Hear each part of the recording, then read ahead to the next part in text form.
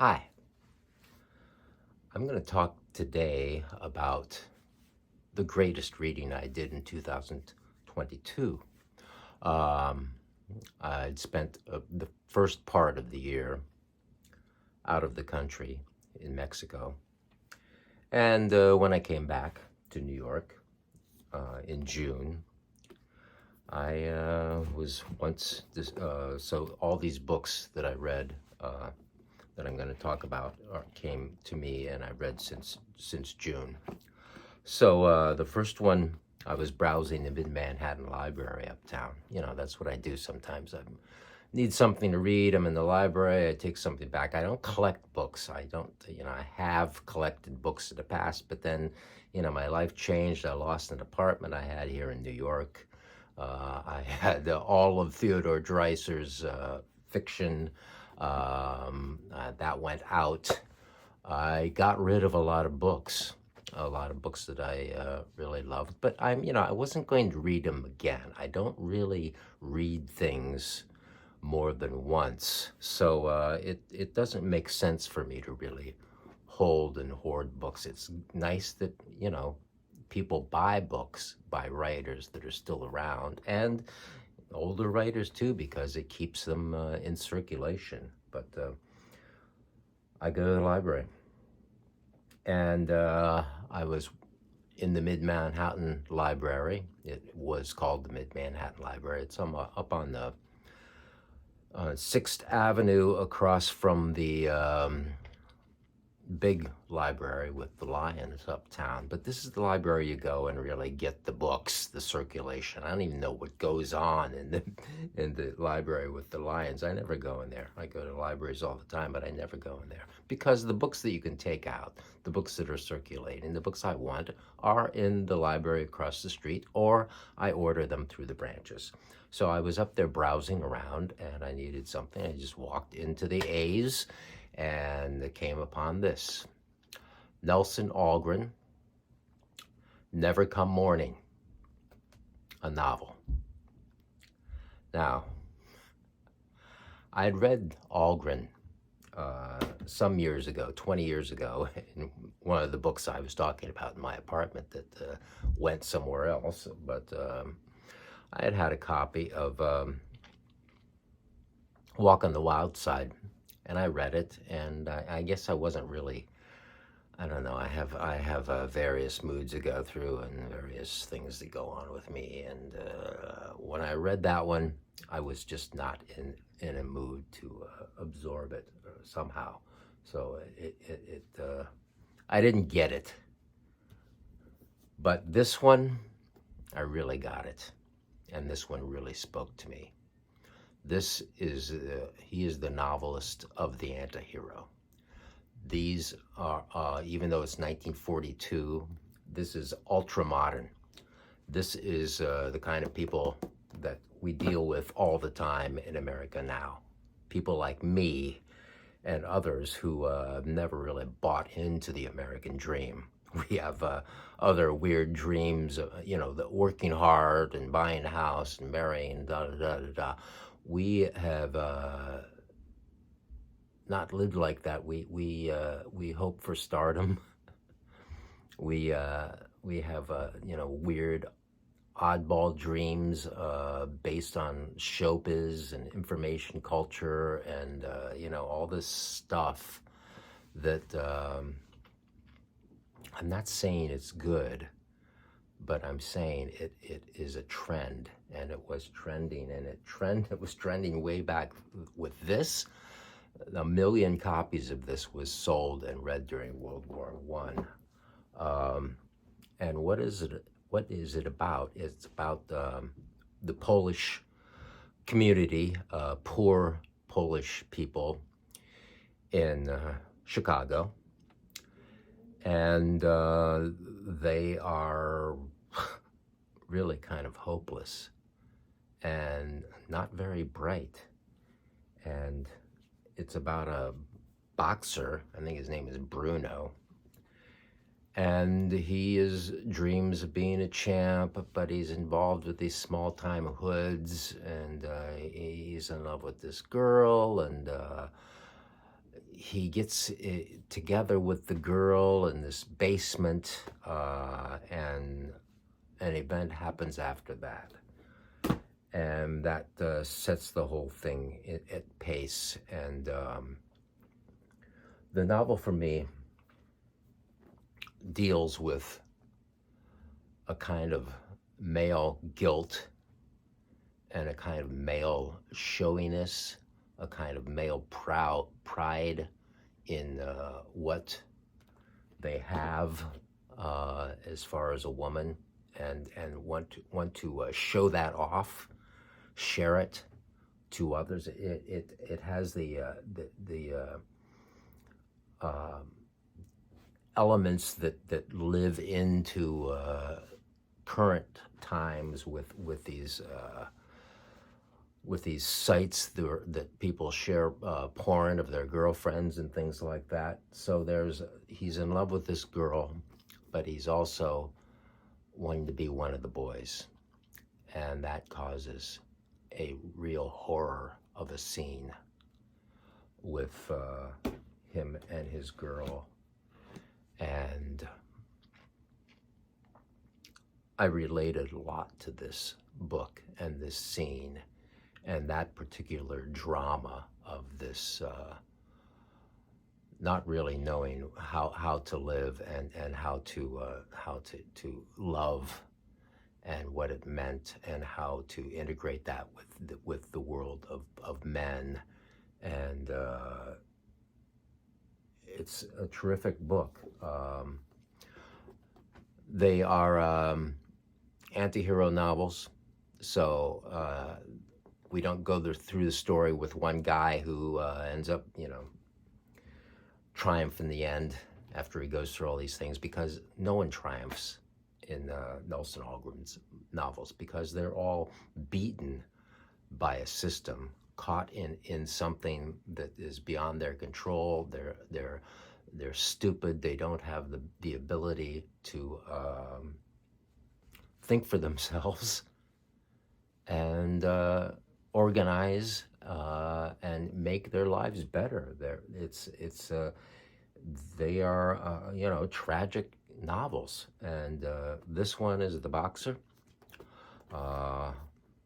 Never Come Morning, and I loved the book, and it set me to look for more Algren right away. Now, he wrote an earlier book in 1935, Somebody in Boots. This one, he, for some reason, he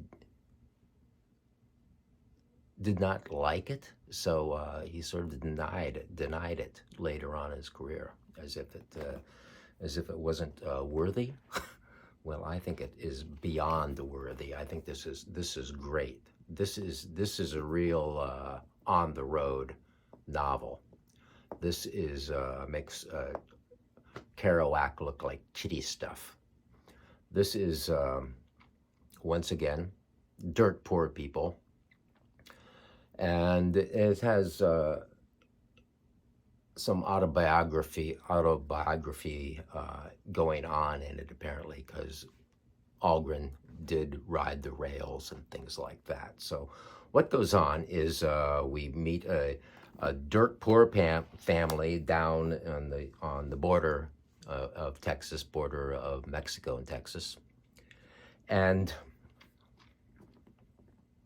the boy, who's like 17, 19 years old, tragedy goes on in his family. Something horrible happens, and he in the beginning, and he sets out to ride the rails. Now, he's not going off to make a success of himself. He runs into other people, and what his dream of going to a city somewhere and getting tattooed. That's basically the height of his ambitions, which made me think of, I don't know if where you live, but in New York City, we have, in the summertime particularly, there's traveling youth that come through. They kind of look like punky hippies, whatever, called crusties. They have a dog. They lay around the streets. They do some begging. They are homeless drifters, and many of them have tattoos. And I was always thinking, I don't have tattoos. My dad had tattoos, so I don't have to. So I've often wondered about the $200 you finally got together somehow. You bought tattoos with it. That was what you needed, and well, apparently. And the kid in this book is like that. Actually, I don't think he ever did get tattooed, but he meets people along the way, travels around the country. It's episodic. They get into a little bit of trouble. They go into jail. They come out of jail. But his text, the way he writes, this kind of anti-hero stuff really speaks to me, and I think this one was really great. This is actually the first one. The one that he denies is my favorite. This one really got to me. Then I read the biggie, The Man with the Golden Arm. Okay, so we know The Man with the Golden Arm. It's actually this sort of evokes what the Saul Bass movie titling. The movie, I don't know if you've seen the movie. Frank Sinatra, Kim Novak, junkie movie, notorious because it was this early 1950 junkie movie. This is from 1949, after the war, and what it is about once again the Polish people in Chicago, all set in Chicago. Nobody ever leaves Chicago. And it's about Frankie Machine, who is a dealer in poker games. And, he's good with his hands. He's just gotten out of the Army, serving in World War II. He got some shrapnel within him, so he was injured, got a Purple Heart, and he's back now. And he's got a taste for morphine. And takes a shot every once in a while and gets a little caught up in it and so forth. But so this one, it has a little bit more of the melodramatic drama going on in it, which made it more conducive to what a movie, to me, I know it's many think it's the best National Book Award winner. But to me, it was a little weaker than Somebody in the Boots and Never Come Morning, because it was so kind of melodramatic and more of a plot, and more of actually a little bit more of a sympathetic side with the machine character. We see how he's caught, but once again, it's people who, they're not, he never wants to get, he doesn't really want to get a real job. He has a girlfriend. Another thing with the male-female guilt is that she gets injured. And ultimately, I guess it's to tell a little bit, ultimately, we never know whether she was really hurt. And because she can't walk, ultimately she loses her ability to walk, and she's in a wheelchair. So Frankie Machine has to take care of her. And so there's all this stuff about his guilt because he was driving the car and drunk when they had this accident that injured her. And there is a bit of infidelity going on, and ultimately, he's on the run, I haven't watched the movie again because the movie can't come to the, the the the the text itself. So many wonderful lines. The way he writes is so terrific. These are really literary novels of low life. that's what that's what goes on in these books. And once again, it's all, there's no big hero. He wants to be a drummer. He wants to be a big band drummer. He thinks he's going to be like Gene Krupa. That's what he. That's what he want. It's once again these showbiz dreams, and that's so modern because that's what we all are now, isn't it? People from my generation and younger, everybody wants to be some kind of a star, whether you're an Instagram star, whether you're going to be a YouTube book vlog star, whatever. Somebody wants to get over with charisma and stardom and, win the big prize through showbiz, sports, something like that. So that's why, to me, Nelson Algren is so modern and so real and so touching to me because he's really talking about people like me and maybe people like you, not these dreamy mythological characters. These are real people. And, he reading other things about Algren, it's like, it's not the sympathetic, noble savage thing either. There are people that you would not want to hang out with. They're not good people.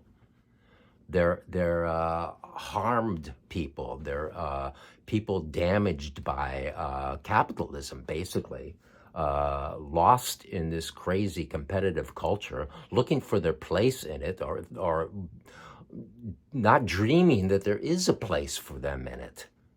They don't believe in it. And we don't believe in it. I don't believe in it. And Nelson Algren didn't believe in it either, even though he kind of won it. But he never became one of these big biggies and made a lot of money. But I'm going to continue reading the further Nelson Algren books. There's a couple more that I haven't gotten to, and I'm going to read Walk on the Wild Side again, maybe not completely high all the time while I'm reading it, so I can absorb it a little bit better. So these were the greatest books I read in 2022, all by Nelson Algren, my new absolute fave. He was great.